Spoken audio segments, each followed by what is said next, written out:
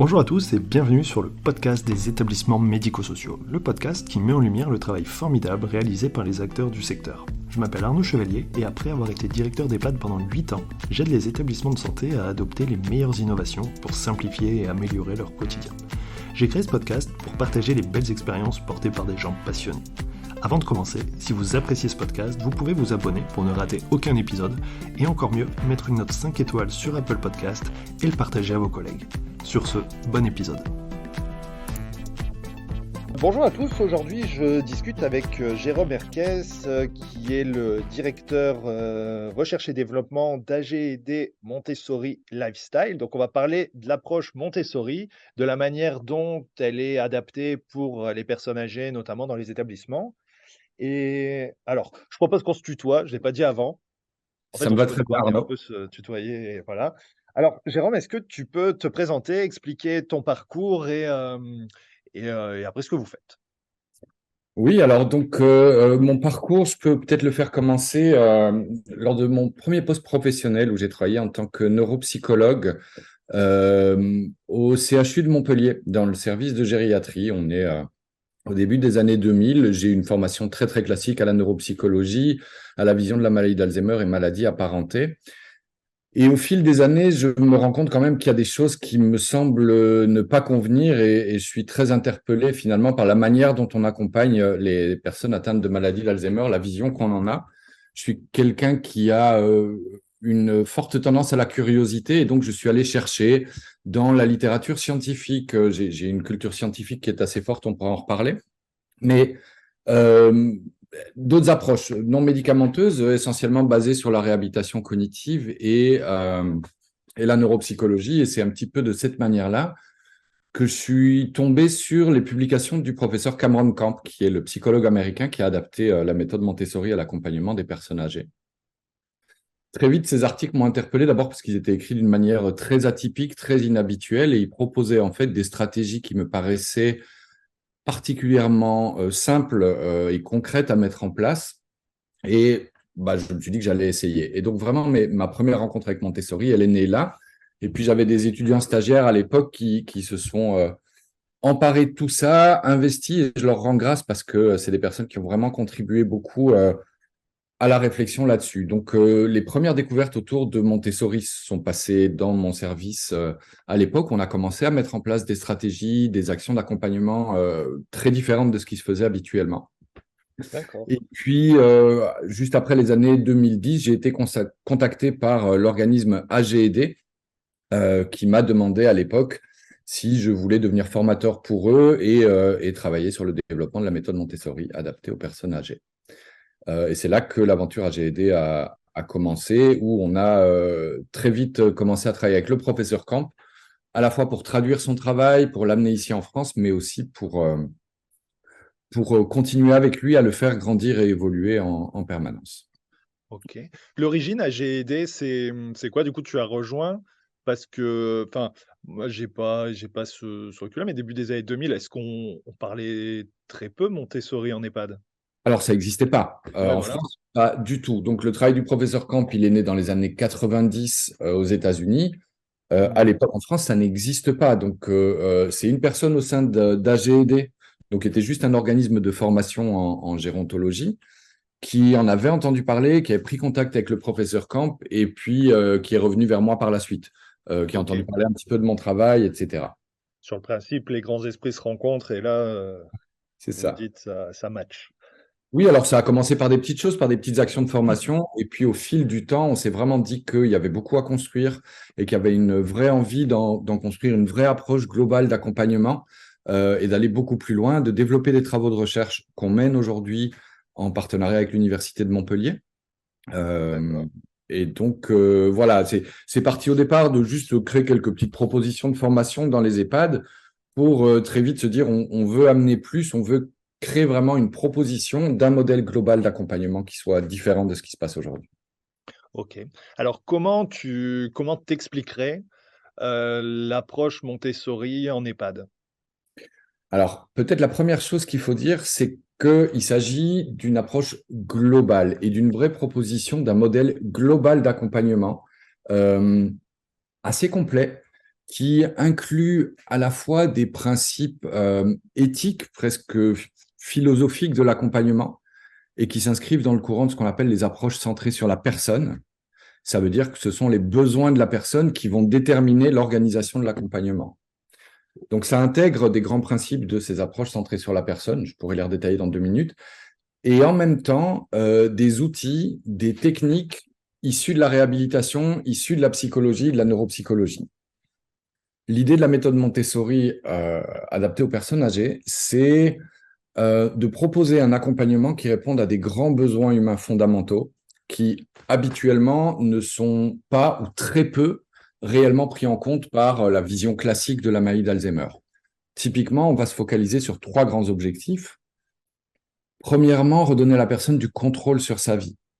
Ça veut dire quoi? Ça veut dire lui permettre de continuer, malgré ses troubles cognitifs, malgré ses difficultés, à rester maître de sa vie, à pouvoir continuer à prendre des décisions, à participer aux décisions qui la concernent et à pouvoir sentir qu'elle a une prise sur ce qui lui arrive. Première chose. Deuxième grand objectif, favoriser l'engagement dans des activités qui ont du sens pour la personne. On sait, c'est très bien documenté sur un plan scientifique, que l'absence d'activités qui ont du sens pour les personnes a des effets extrêmement délétères. Alors, c'est vrai pour tous les humains. On a besoin d'avoir des raisons de se lever le matin, on a besoin d'avoir des buts au quotidien, on a besoin de choses qui nous motivent.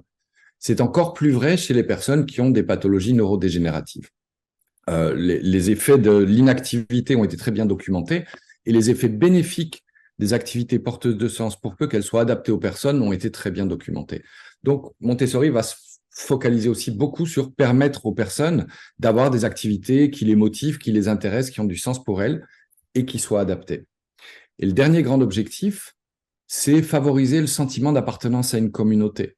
C'est permettre à la personne, malgré ses troubles cognitifs, malgré des difficultés qui parfois peuvent être extrêmement importantes, de rester en lien, d'avoir des relations sociales positives et d'avoir une place et un rôle, de pouvoir continuer à contribuer au quotidien et d'avoir un rôle qui est reconnu.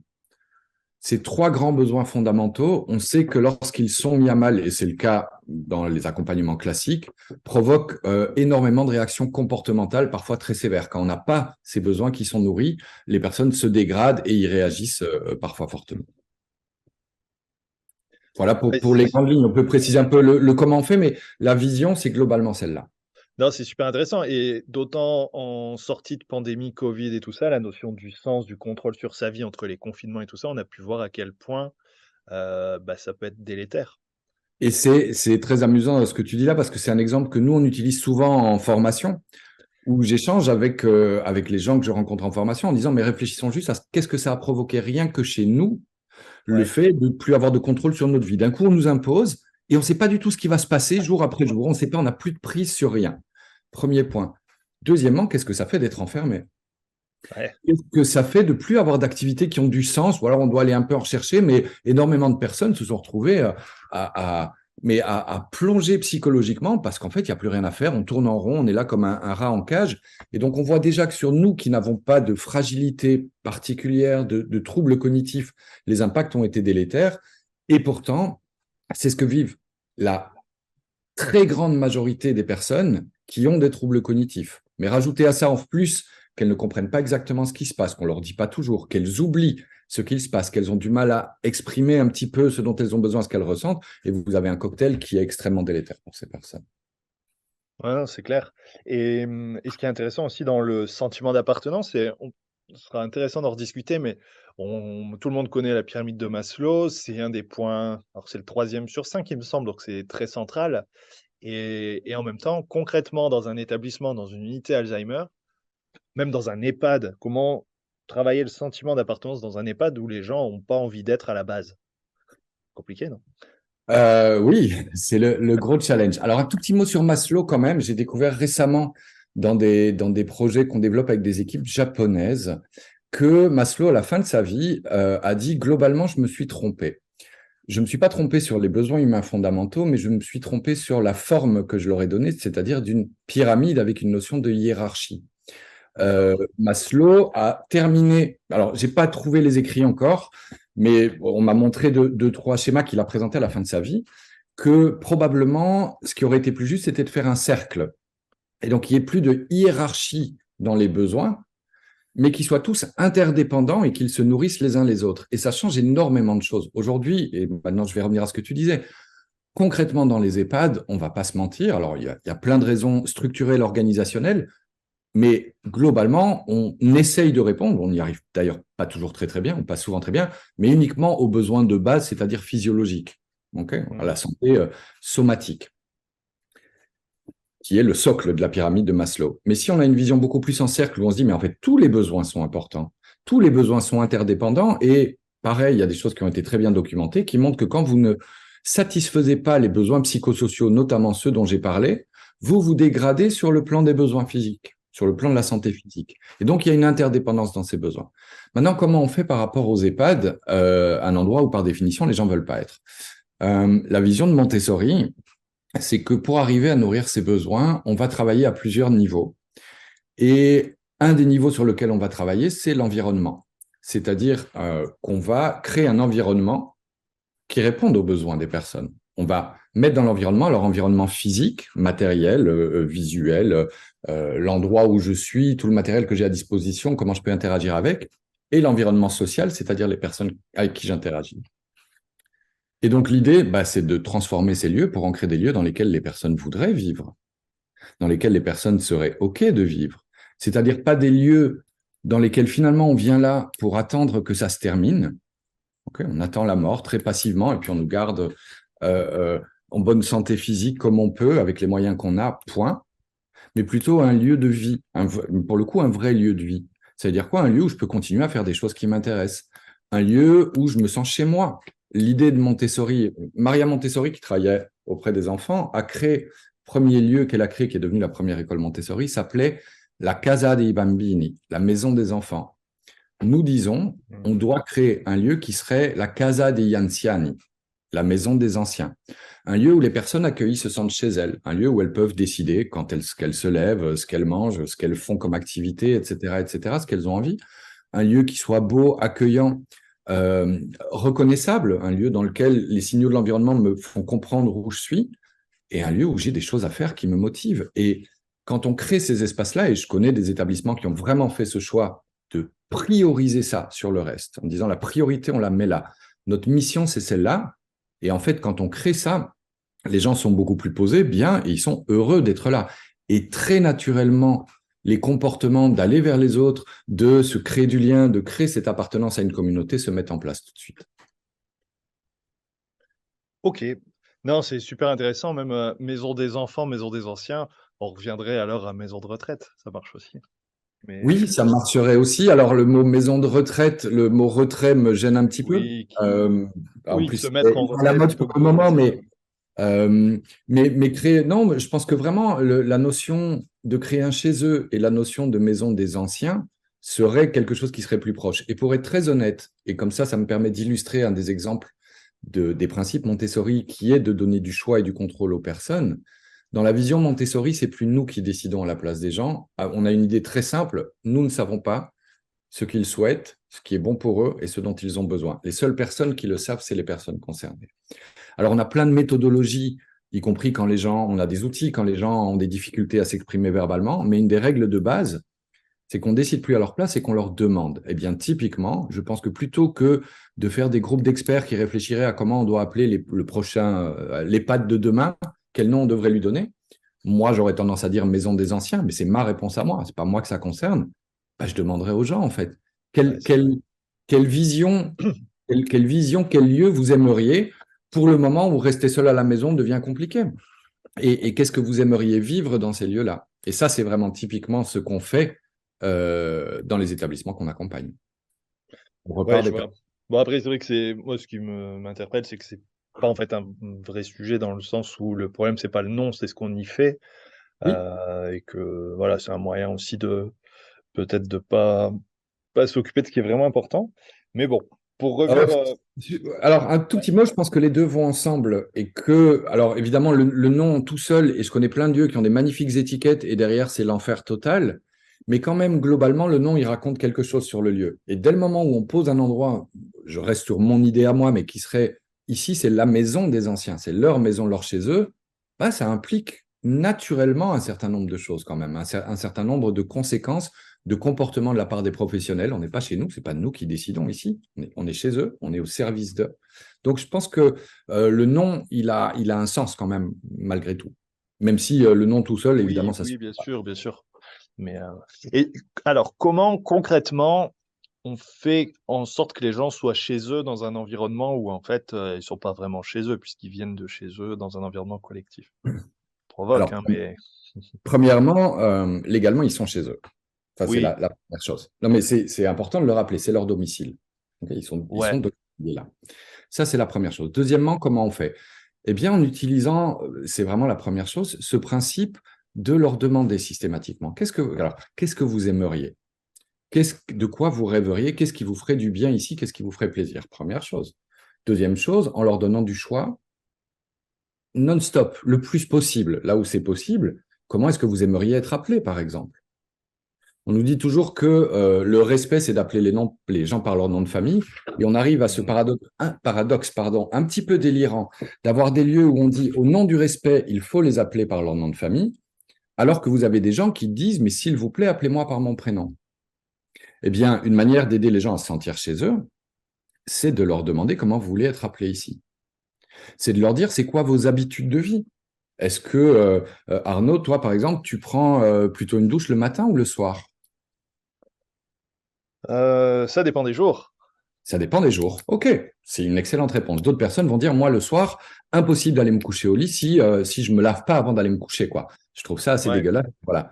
D'autres qui vont dire, comme moi, c'est le matin. De toute façon, je commence pas ma journée tant que j'ai pas pris ma douche. Vous avez une espèce de zombie devant vous. Eh bien, l'idée, comment faire pour qu'ils se sentent chez eux, c'est déjà de partir d'eux. Et après, on est dans un lieu collectif. Donc, parfois, on va discuter ensemble comment on peut organiser les choses pour répondre à nos besoins les uns les autres. Deuxième chose, on va voir pour aménager l'environnement physique avec eux. Qu'est-ce que vous aimeriez mettre à tel endroit, etc. Et donc, on inclut vraiment comment faire pour que les gens se sentent chez eux. On les inclut dans la vie de la communauté en permanence. On ne décide pas à leur place, on ne fait pas les choses pour eux, mais on les inclut. Autre point qui va avec ça, on les sollicite et c'est un des grands points centraux de la vision de Montessori. Je disais tout à l'heure l'importance d'avoir des activités porteuses de sens. Des activités qui ont du sens, très très souvent chez les humains, c'est des activités qui permettent de contribuer, donner un coup de main. On rajoute à ça en lien avec ce que moi j'aimais. Par exemple, moi, c'est sûr que vous n'allez pas me demander d'aller donner un coup de main à la lingerie. Okay, ça n'a pas beaucoup de sens. Mmh. Par contre, demandez-moi de bricoler un petit coup, demandez-moi de lire des textes dans des groupes de lecture ou des choses comme ça, il n'y a aucun souci. Et donc, on va solliciter les personnes, leur proposer, en n'imposant jamais, bien sûr, on va les solliciter pour contribuer à la vie de la communauté. Un tel va donner un coup de main pour la cuisine, mettre la table, débarrasser la table, faire la vaisselle, ranger les choses, un autre pour passer le balai, un autre pour bricoler les armoires, un autre pour repeindre les murs, un autre pour animer des activités. Et on va toujours partir donc de ce qui intéresse la personne et c'est un des gros points centraux de Montessori, on part de leur capacité. Je veux m'arrêter là-dessus une seconde parce que c'est une des énormes inversions de paradigme par rapport à la vision classique des maladies neurodégénératives. Je te disais tout à l'heure en commençant que j'ai travaillé comme neuropsychologue. J'ai fait beaucoup de Mmh. consultations mémoire. Mon rôle, c'était de faire passer des évaluations neuropsychologiques aux personnes pour faire du diagnostic et voir la sévérité de leurs troubles. Et la seule chose que j'évaluais alors j'ai fait ça pendant une dizaine d'années, c'était les déficits, les pertes, les troubles, ce qui ne fonctionne plus. Et quand on fait ça, on crée en fait à un moment donné des biais de perception qui fait qu'on ne voit plus que ça et qu'on finit par définir la personne par ses incapacités. Et si je ne vois que ses troubles, ses incapacités, je vais commencer à l'empêcher de faire plein de choses parce que je pense qu'elle n'est plus capable. Dans Montessori, on fait le contraire. Et on a des outils, alors d'une part des grilles d'observation, des capacités des personnes, même quand les troubles sont sévères. On va observer la personne fonctionner au quotidien et on va lister un ensemble de capacités sur le plan sensoriel, sur le plan moteur, sur le plan cognitif, sur le plan social. Qu'est-ce qui fonctionne encore chez cette personne actuellement? On a aussi des batteries qu'on a validées dans des études qu'on a publiées dans des revues scientifiques, batteries d'évaluation des capacités préservées. Et donc, l'idée vraiment, c'est qu'on va solliciter la personne en fonction de ses capacités. On va lui proposer des rôles en fonction de ses capacités. Et donc, c'est quand on met ces choses-là ensemble, à la fois le fait de pouvoir décider, donner mon avis qui soit pris en compte, que mes rythmes soient respectés, que je puisse participer à l'aménagement de l'environnement dans lequel je vis, et que je puisse contribuer à la vie quotidienne en fonction de ce qui m'intéresse et en fonction de mes capacités. Quand vous mettez ça ensemble, alors les gens commencent vraiment à se sentir chez eux. Ouais, bien sûr.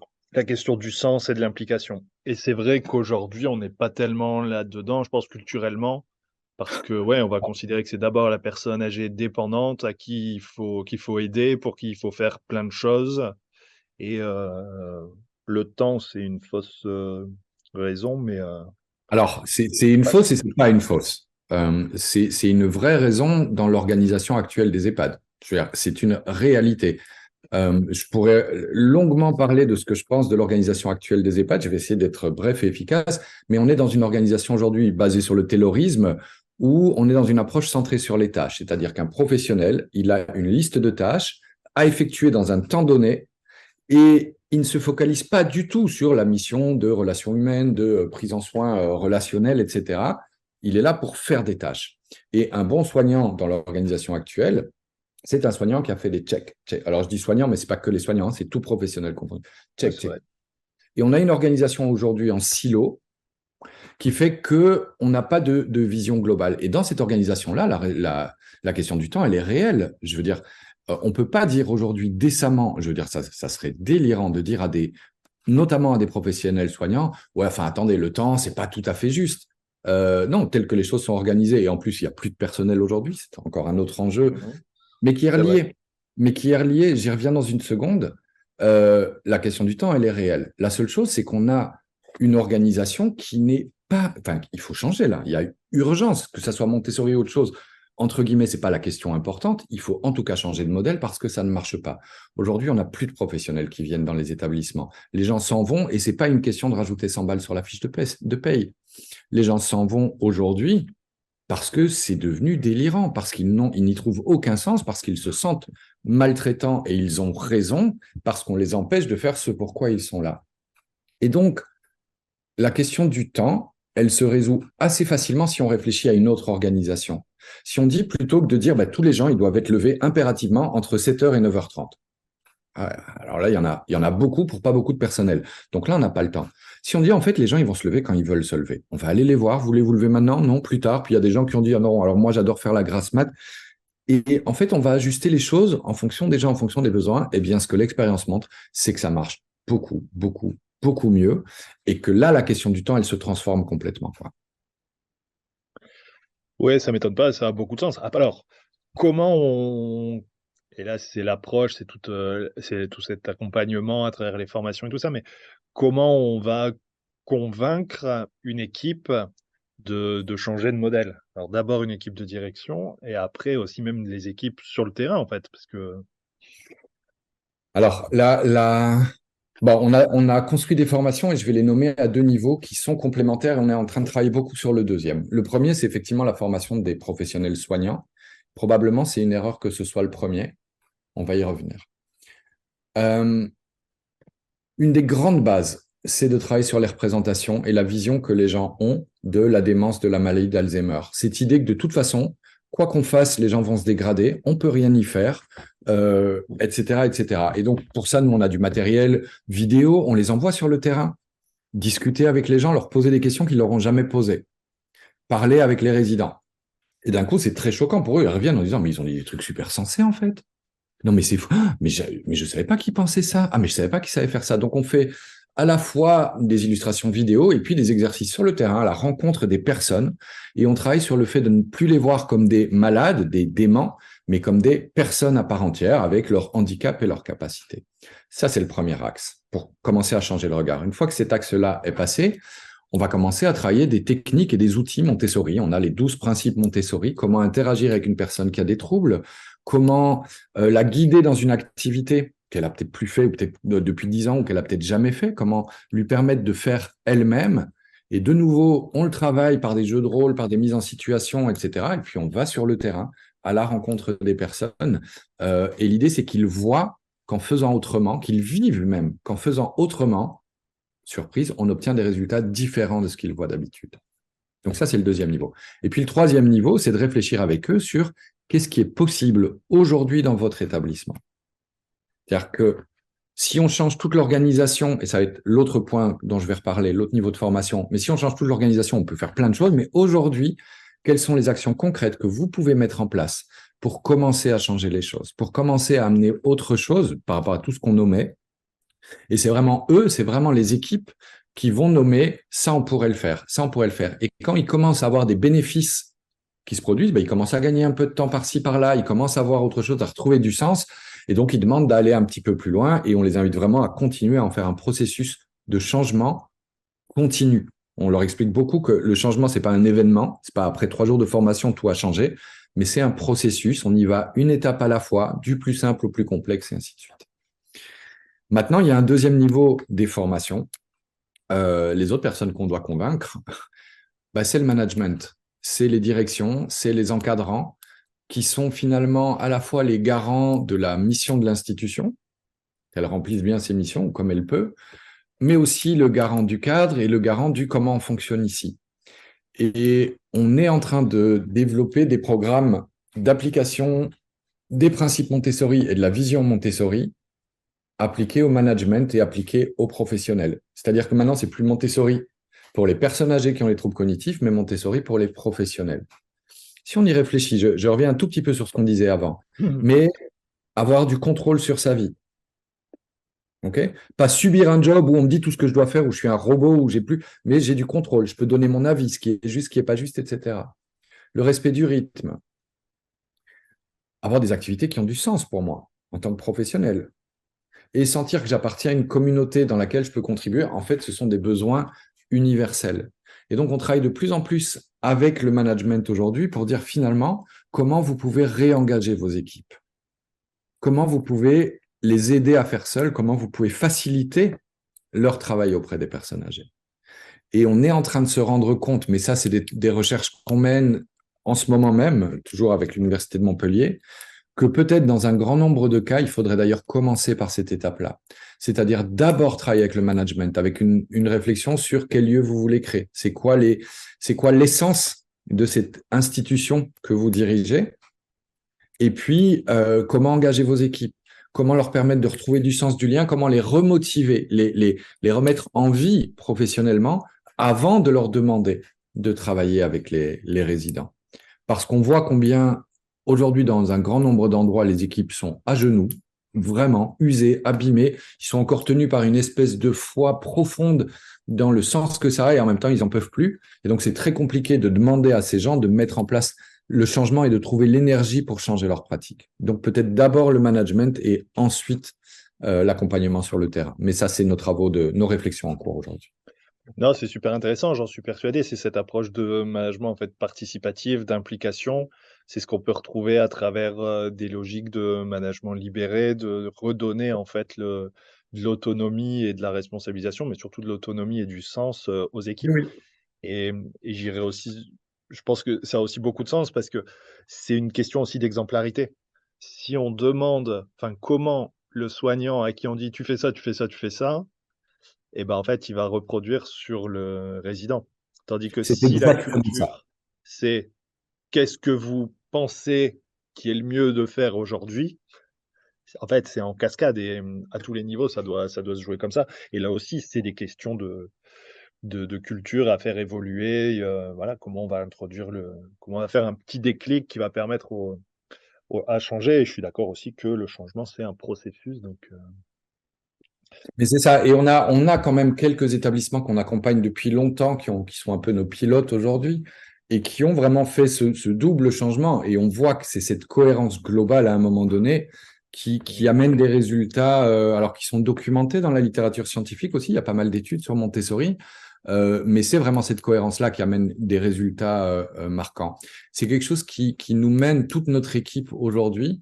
C'est quand on a vu et vécu soi-même, parce que la plupart de nos formateurs sont des professionnels qui vivent aussi ces valeurs-là, quand on les a vus et vécus, quand on a vu ce qui est possible en fait, quand on a vu ces personnes âgées avec des troubles cognitifs aller bien, être heureuses, le dire, être souriantes, faire plein de choses au quotidien, oui, on a envie de participer à transformer. Ça devient très compliqué presque de supporter ce qui peut Ouais, être vécu à la fois par les personnes âgées, à la fois par les professionnels aujourd'hui dans beaucoup d'endroits. ouais, je comprends.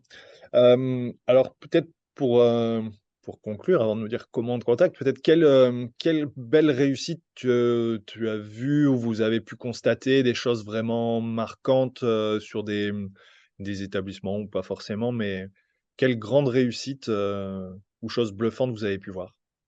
Oh, j'en ai un paquet. Je vais essayer de raconter peut-être deux petites choses sur deux endroits différents. Premier lieu, c'est un établissement public que je connais bien dans la région ici de Montpellier, où je vis, avec lequel on travaille depuis maintenant, je pense, 6 ans. Et aujourd'hui, c'est un établissement quasiment entièrement dirigé avec les résidents. C'est-à-dire que les résidents forment des comités sur un grand nombre de thématiques de leur vie quotidienne. Par exemple, ils ont un comité sur les sorties. Ils ont un comité sur les activités physiques adaptées, c'est eux qui les choisissent. Ils ont un comité sur les repas. Mais ils ont aussi, et sur l'aspect communauté, ils ont un comité d'accueil. C'est-à-dire que dans cet établissement, ce sont des résidents, pour la plupart avec des troubles cognitifs, qui vont accueillir les nouveaux résidents, qui vont venir, qui vont les contacter avant l'entrée en disant, ben voilà, vous allez arriver chez nous, on sait ce que c'est pas facile. Ici, on est chez nous et puis on a envie que vous vous sentiez bien. On vous propose de venir partager un repas. Et ils écrivent une lettre à la personne et ils invitent la personne à venir manger. Et puis le premier jour, ils viennent lui offrir des cadeaux qu'ils lui ont fabriqués. Et ils disent, on va vous faire visiter les lieux. Et donc, c'est eux qui prennent soin des nouveaux arrivants. Et c'est vraiment des choses qu'ils décident eux-mêmes comment on va faire lors de réunions de comité. Ils ont également un comité d'adieu. Et c'est eux qui décident les cérémonies à mettre en place ou qu'est-ce qu'on fait quand une personne décède ici. Et donc, c'est vraiment un lieu où les résidents, et tous sont invités à y participer, prennent en main leur vie, complètement et absolument. Alors, dans un autre établissement, mais qui fonctionne sur le même modèle, ils ont un comité des rêves et ils demandent aux résidents qu'est-ce que vous aimeriez faire. Donc, les résidents demandent à d'autres résidents, ça serait quoi votre rêve dans la vie? Et ils réfléchissent ensuite comment réaliser ses rêves. Alors, il y a un monsieur qui s'est remis qui a été joué au tennis alors qu'il a des troubles moteurs importants, mais ils ont trouvé du matériel adapté, il y est retourné. Il y a un monsieur qui rêvait de se remarier, qui est tombé amoureux et qui s'est marié au sein de l'institution. Donc voilà, et là, on sent que la démence, la maladie n'a plus beaucoup de place là-dedans. C'est juste l'humanité et les besoins des personnes. Et le fait que ce soit les résidents qui y répondent, ça, c'est une des grandes réussites. Ouais, ça Ah, paraît si assez dingue et tellement logique, hein. Oui, et c'est toute la particularité, c'est que objectivement et honnêtement, ce qui est difficile, c'est pas de mettre en place Montessori. Enfin, c'est pas les principes Montessori et de faire ces Mmh. choses-là, c'est simple. Ce qui est difficile, c'est de changer. Ce qui est difficile, c'est de sortir des schémas mentaux qu'on a construits dans notre formation, dans nos expériences professionnelles auparavant. Et ce qui est difficile, c'est de sortir de nos routines, de nos réflexes, de nos habitudes et de lâcher le contrôle. Ça, c'est difficile. Mais par contre, fonctionner avec ces personnes, une fois qu'on a ces quelques clés, en fait, c'est facile. Réellement, et je le dis en toute humilité et en toute sincérité, quoi. Vraiment. Ouais, je comprends. Non, mais oui, mais c'est comme pour tout et tout le monde, hein. C'est une question heu,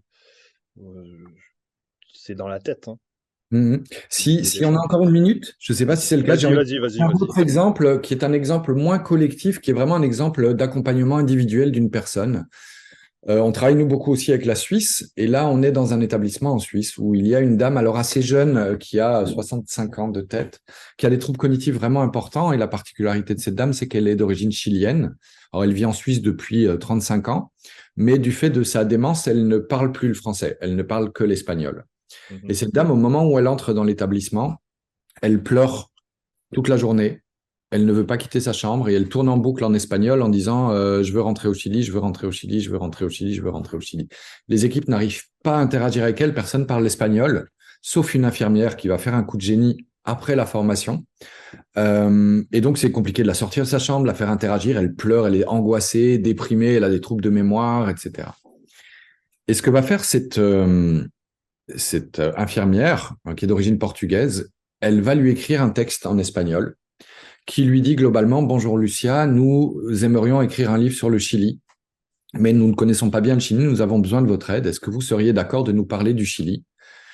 Tous les jours, nous allons vous apporter une carte, un papier sur lequel il y aura une question sur le Chili. Est-ce que vous voulez bien y répondre? Alors bien sûr, ils ont vu les capacités de la dame, elle sait lire, elle comprend l'espagnol, elle sait écrire, ils ont regardé toutes ces choses-là. Et donc, tous les jours, il lui apporte une fiche avec une question sur le Chili. Quel est le caractère typique des Chiliens? Quelles sont les fêtes préférées des Chiliens? Où est-ce que les Chiliens aiment aller en vacances? Quels sont les plats préférés des Chiliens? Etc., etc. Et elle se met à écrire. Et donc, quand on lui amène le texte, elle le lit en espagnol, elle est hyper émerveillée. Elle dit oui, oui, bien sûr, bien sûr. Et elle commence à écrire sur le Chili. Alors, il y a des jours où c'est pas compréhensible, il y a des jours où c'est un peu ni queue ni tête, et puis d'autres fois où elle écrit des choses extrêmement sensées, extrêmement claires. Et jour après jour, elle écrit. Et spontanément, elle se met parfois à sortir de sa chambre pour aller ramener la feuille sur laquelle elle a écrit aux professionnels. Elle les remercie, elle les embrasse. Elle retrouve une motivation. Et sur cette base-là, ils ont écrit un livre sur le Chili, en caractère adapté. Ils ont fait une version en espagnol qui est la sienne, puis ils lui ont demandé est-ce que vous seriez d'accord qu'il y ait une traduction. Et ils en ont fait une traduction en français, illustrée avec des images. Ils ont organisé une soirée dédicace dans laquelle ils ont invité les familles, ils ont invité les autres résidents, tout le monde. Elle était à une table comme un auteur et elle signait le livre avec un grand sourire. Et en fait, cette dame s'est transformée littéralement. Elle sort de sa chambre, elle va à la rencontre, elle donne un coup de main pour la vaisselle, elle met la table. Elle a écrit un autre livre sur les voyages, etc., etc. Et donc, voilà un exemple d'intervention centrée sur la personne qui reprend les principes Montessori pour montrer comment on peut aider une personne à avoir une dynamique tout à fait différente. Ouais, c'est exceptionnel, hein, tout ça. Et finalement, tu vois, alors c'est de l'énergie, il faut y penser, et c'est du travail au quotidien, mais ça semble pas être ce qu'il y a, je dis pas pas compliqué, mais en tout cas, pas ce qu'il y a de plus cher. Alors, le Parce coût, qu'un j'ai une formule là-dessus sur le coût. C'est quoi le coût de mettre en place Montessori? C'est ah ouais. zéro. C'est zéro. On peut faire avec tout ce qu'on a. Et il y a un autre coût qui est important, c'est une autre manière de penser. Et Mais ça, oui. c'est le coût. Non, ça c'est le gain, en fait. Enfin, tu vois, derrière, c'est de se dire que Alors, derrière, c'est il y un a tout ça certain gain. qui est pas chiffrable, mais c'est non, mais c'est super intéressant et c'est vrai que et là aussi après pour redonner du sens à une équipe, la fierté d'une réussite comme ça, c'est exceptionnel. Bien sûr, bien sûr. OK. Si on veut en savoir plus, si on veut, former son équipe, comment on vous contacte? Alors là, c'est en contactant AGD. Alors, ça peut être via nos réseaux sociaux. On a une page Facebook. Mon Dieu, j'ai pas le titre en tête, mais je vais la retrouver tout de suite. On a une page Facebook, on est présent sur LinkedIn aussi. Et Vous avez puis un site sinon, via internet?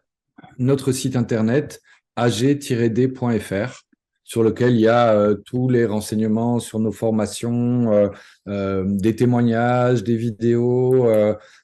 Et puis, ça c'est parce que c'est mon rôle au sein d'AGD aussi, mais on est en train de publier un certain nombre d'études scientifiques aussi sur Montessori, etc. Et on considère que c'est quelque chose qui est absolument essentiel. Ça fait partie de ma culture initiale, je le disais au début de ce podcast, mais de montrer l'efficacité de ce qu'on met en place et aussi d'essayer de comprendre qu'est-ce qui facilite la mise en place, qu'est-ce qui fait que ça fonctionne, qu'est-ce qui fait que ça fonctionne pas, comment on peut mieux comprendre un petit peu toutes ces choses-là pour essayer de nourrir le changement, mais en s'inscrivant dans une démarche qui est validée aussi par la science. Ouais. OK, super. Eh ben, merci beaucoup pour ce partage, ces témoignages, super intéressants et peut-être à bientôt. Eh ben, merci beaucoup à toi, Arnaud, avec grand plaisir. À une prochaine. Merci d'avoir écouté l'épisode jusqu'au bout, j'espère que le sujet vous a plu et qu'il vous inspirera. Pour m'aider à faire connaître le podcast, abonnez-vous sur votre plateforme d'écoute préférée ou notez-le et partagez-le sur vos réseaux sociaux. N'hésitez pas à me contacter sur LinkedIn pour toute remarque ou proposition de sujet. Bonne journée et à bientôt sur le podcast des établissements médico-sociaux.